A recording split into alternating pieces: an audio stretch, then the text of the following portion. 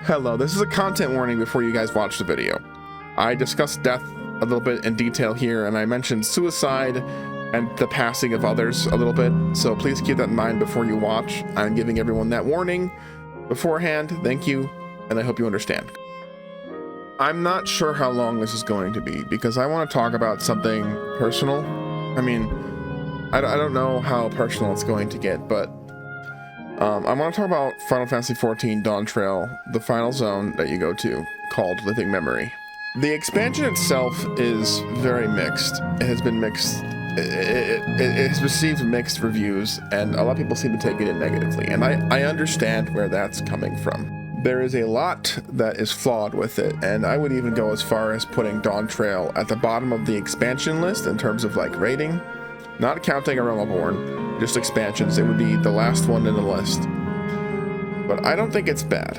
I do think it could have been better. I think there were a lot of problems with it that could have been prevented had the writing team actually put a little bit more forethought into what was going on. I have talked to a couple of individuals about Dawntrail. I really would have liked to see more of Aaronville and Kryl. My friend Arcade actually said this first, and I agree with him. And he even sent me a video that I still have yet to watch, but I want to. But that's not what I'm here to talk about. There are spoilers that will be in this video. I do not recommend watching this video if you have not played through Dawntrail, all of 7.0. There are spoilers. I don't know how big they'll be, but I just want to talk about the final zone. So without further ado, here we go. Living Memory.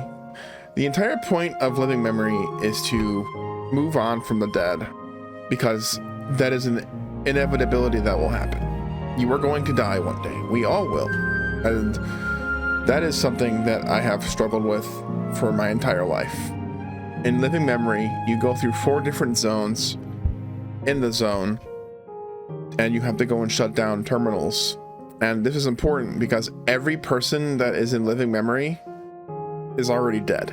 They are just memories of the dead that exist in this place, this golden city that is appealing to those who have already died. Maybe I'm not the best at talking about the stories that exist. It just really hit home to me. You go through each zone, you learn of the people in each zone, you learn what it's all about, and you talk to different people. There's different aspects of the story going on. Like Wuklamat meets up with Namika again, because in the story, Namika dies after the dome appears. Because 30 years had passed and Namika was already kind of old. And she gets to reunite with Wuklamat one last time. And the same goes on. We see Kryl's parents and their reunion. We see Aaronville trying to cope with the fact that his mother is already dead and what he's gonna have to inevitably do. We meet Otis, a different version of himself. He was a robot before he volunteered to be a robot, basically, like for the soul exchange, and that version of himself was different from the one we know here. He's a knight, and he's a really good dude, and you get to learn and do a play with him, and the inevitability is that he's already dead, and it's time to move on, to accept that death exists, and that it's only natural for death to happen. And the way these people are living is through bloodshed. They don't know that it's going on, but the amount of energy, or aether in this case, required to sustain them is more than what they can handle. And that's why I think it's a double-edged meaning here.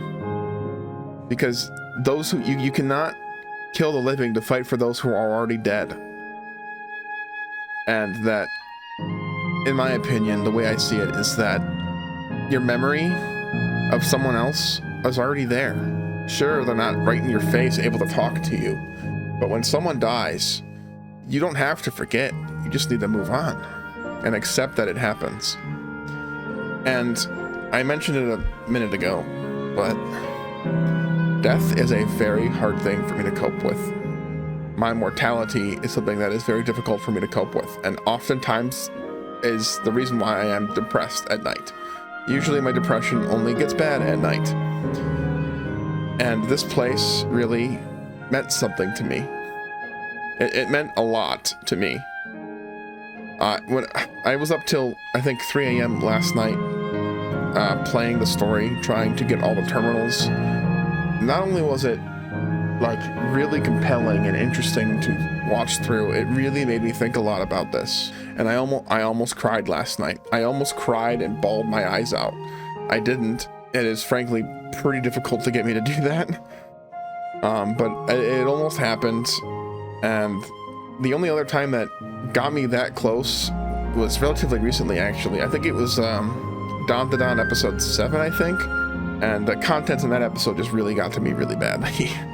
But for different reasons, I think that Living Memory is the best part of Dawntrail. I think it is the most compelling zone, especially as it stands on its own.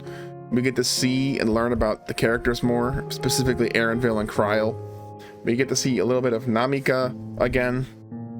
There is a thing that pops up. It says, upon shutting down X terminal, it will not be possible to restore X area to its present form. The game is telling you that your actions are irreversible and that you cannot go back on them, and you have to do it. You cannot say no, because there is no other way to progress forward unless you move on.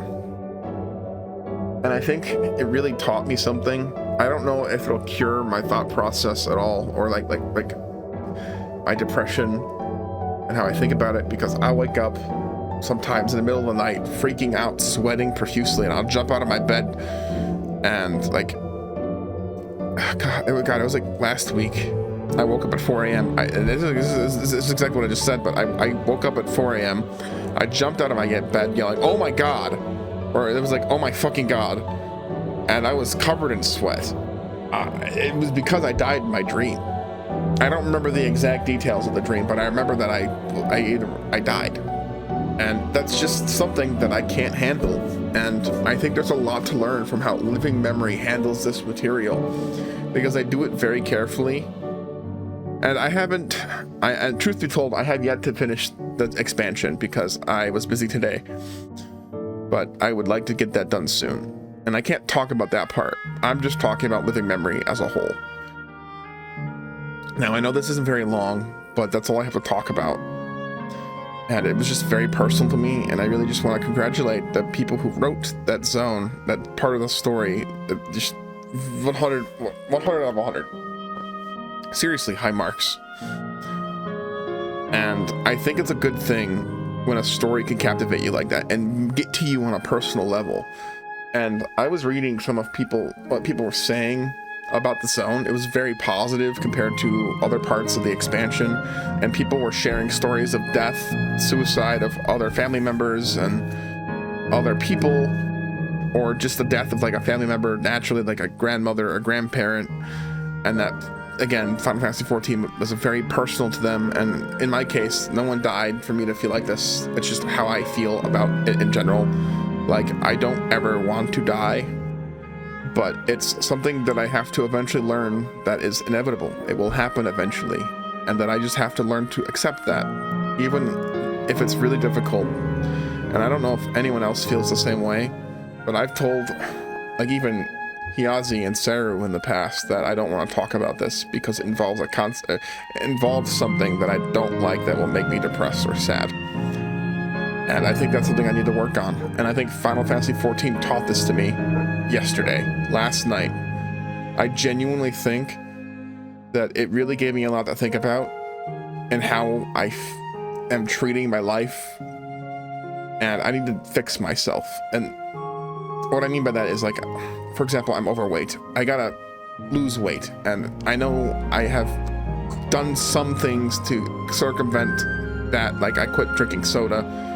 But I need to lose weight if I want to stay alive. If I don't want to die early, I need to be healthy. And it just gave me a lot to think about. That's not the only problem I have, but I'm not going to go into that here. It was an example. I hope everyone has a fantastic night.